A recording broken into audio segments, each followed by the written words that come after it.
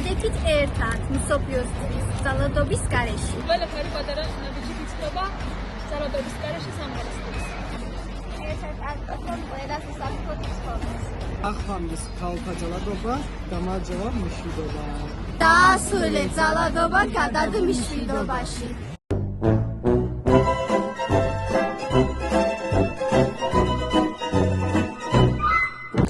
ქალთა ძალადობა არ შეიძლება. იმიტომ რომ ქალები ჩვენი გუნია.